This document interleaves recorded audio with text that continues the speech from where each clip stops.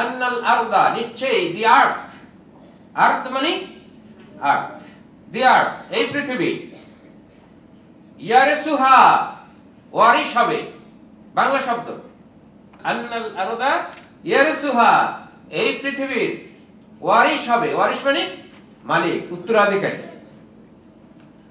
মালিক হবে, উত্তরাধিকারী হবে ইবাদিয়াস সালিহুন, আমার সালেহ বান্দারা, আমার সালেহ বান্দারা।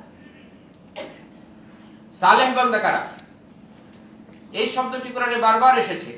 দেখুন সূরা আল আসর, ইন্নাল ইনসানা লাফি খুসর ইল্লাল্লাযিনা আমানু ওয়া আমিলুস সালিহাত, এই সালেহ এসেছে। সূরা 3 এ বলা হয়েছে ইল্লাল্লাযিনা আমানু ওয়া আমিলুস সালিহাত, আমলে সালেহ। হোয়াট ইজ আমলে সালেহ?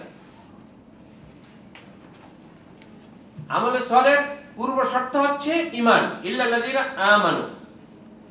আমলে সালেহর পূর্ব শর্ত হচ্ছে ঈমান। যারা ঈমান আনবে এবং আমলে সালেহ করবে, আল্লাহ তাআলা তাদেরকে এই পৃথিবীর মালিক বানাবেন, এই পৃথিবীর উত্তরাধিকারী বানাবেন। এখন আমলে সালেহ মানে, আমলে সালেহ কয়েকটি অর্থ।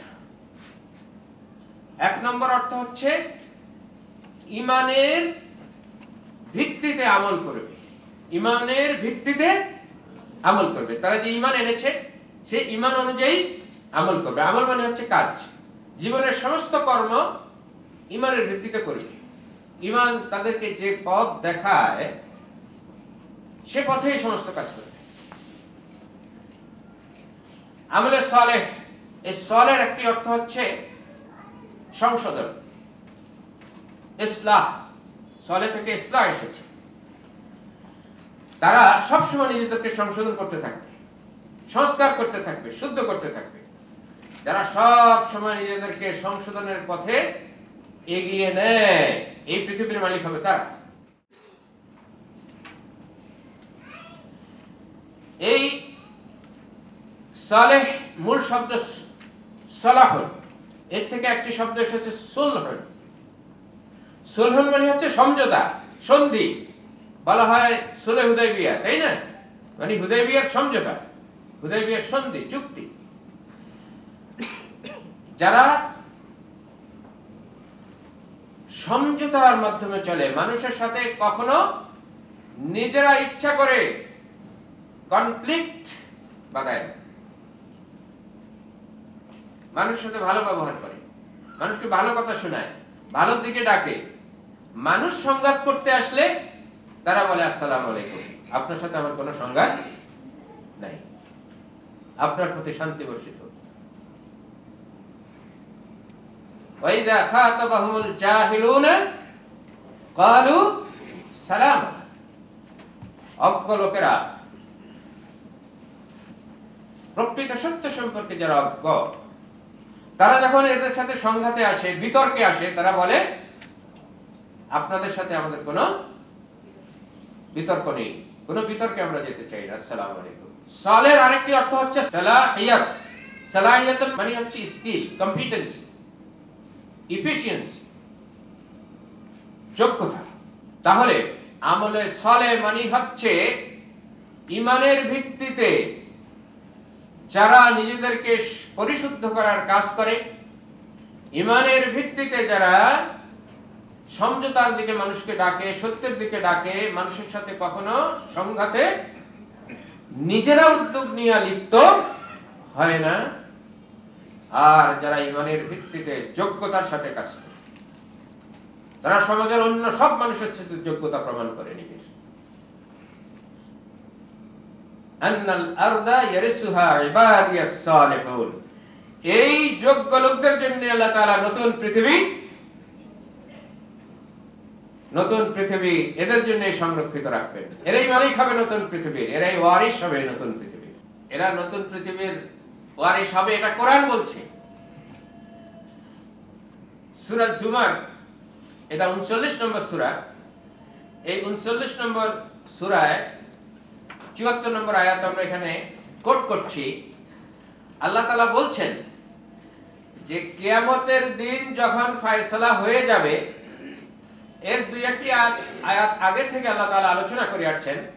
ওয়াসিকাল্লাযীনা কাফারু ইলা জাহান্নামা জুমারা। কিয়ামতের বিচার ফয়সালা হওয়ার পর কাফেরদেরকে দলে দলে জাহান্নামের দিকে নিয়ে যাওয়া হবে। তারপরে এই ৭৪ নম্বর আয়াতে আল্লাহ তাআলা বলছেন, আর যারা আল্লাহকে ভয় করে দুনিয়ার জীবন যাপন করেছে তাদেরকে মিছিল করে নিয়ে যাওয়া হবে, মিছিল করে নিয়ে যাওয়া হবে কোন দিকে? ইলাল জান্নাতে জুমারা, জান্নাতের দিকে মিছিল করে নিয়ে যাওয়া হবে। জান্নাতের কাছে যখন তারা আসবে, জান্নাতের দরজাগুলো খুলে দেওয়া হবে। জান্নাতের দ্বার রক্ষীরা, পাহারাদাররা তাদেরকে বলবে, সালামুন আলাইকুম তিবতুম ফাদখুলুহা খালিদিন, শান্তি বর্ষিত হোক আপনাদের উপর, আপনাদের জন্য চির নিরাপত্তা রয়েছে, আপনারা আনন্দের সাথে জান্নাতে প্রবেশ করবেন। জান্নাতে প্রবেশ করার পর কি হবে? জান্নাতে প্রবেশ করার পর এই সালে লোকগুলো কি বলবে সেটাই আমরা এখানে উল্লেখ করেছি। সূরা জুমার ৭৪ নম্বর আয়াত, ক্বালুল হামদুলিল্লাহিল্লাযী সাদাকানা ওয়া'দাহু ওয়া আওরাসানাল আরদা নাতাবাওয়াউ মিনাল জান্নাতি হাইসু নাশা ফানি'মা আজরুল আমিলিন। তারা বলবে আলহামদুলিল্লাহ, শুকর আল্লাহ তাআলা, শুকর। আলহামদুলিল্লাহ মানে কি? আল্লাহ শুকর, আল্লাহর শুকর। আমরা খাওয়া দাওয়া করি, কি বলি? আলহামদুলিল্লাহ, আল্লাহ শুকর, আল্লাহ আমাদের খাওয়াইছে। আপনি কি ভালো আছেন? আলহামদুলিল্লাহ, মানে আল্লাহ শুকর। তারা বলবে শুকর সেই মহান আল্লাহ, আল্লাযী সাদাকানা ওয়া'দাহু, যিনি আমাদের সাথে করা অঙ্গীকার পূরণ করেছেন, সত্যে পরিণত করেছেন। সাদাকানা ওয়া'দাহু, যিনি তার প্রতিশ্রুতি রক্ষা করেছেন। কি প্রতিশ্রুতি? ওয়া আওরাসানাল আরদা, আমাদেরকে এই পৃথিবীর মালিক বানিয়েছেন। আল্লাহ তাআলা দুনিয়াতে থাকতেই তো এই ওয়াদা করেছেন যে তোমরা যদি আমলে সালেহ করো, ঈমান এবং আমলে সালেহের ভিত্তিতে জীবন যাপন করো, তাহলে আন্নাল আরদা ইয়ারসুহা ইবাদিয়াস সালিহুন, আমার সালেহ বান্দারা এই পৃথিবীর মালিক হবে। তখন এই সালেহ বান্দারা বেহেশতে গিয়ে সেদিন প্রথম এই কথাই বলবে, আলহামদুলিল্লাহিল্লাযী সাদাকানা ওয়া'দাহু ওয়া আওরাসানাল আরদা, শুকর সেই মহান আল্লাহর, যিনি তার প্রতিশ্রুতি রক্ষা করেছেন এবং আমাদেরকে পৃথিবীর মালিক বানিয়েছেন। এখন পৃথিবীর কর্তৃত্ব করে কারা? খুব হতাশা আমাদের মধ্যে, তাই না? যে পৃথিবীর কর্তৃত্ব অমুকরা করতেছে, অমুকরা করতেছে, অমুকরা করতেছে। কিন্তু আল্লাহ ওয়াদা করেছেন এই পৃথিবীর কর্তৃত্ব তার মুমিন সালেহ বান্দাদের তিনি দেবেন, এবং সেই কর্তৃত্ব হবে চিরস্থায়ী, খালিদিনা ফিহা আবাদা, চিরস্থায়ী কর্তৃত্ব আল্লাহ তাআলা দেবেন।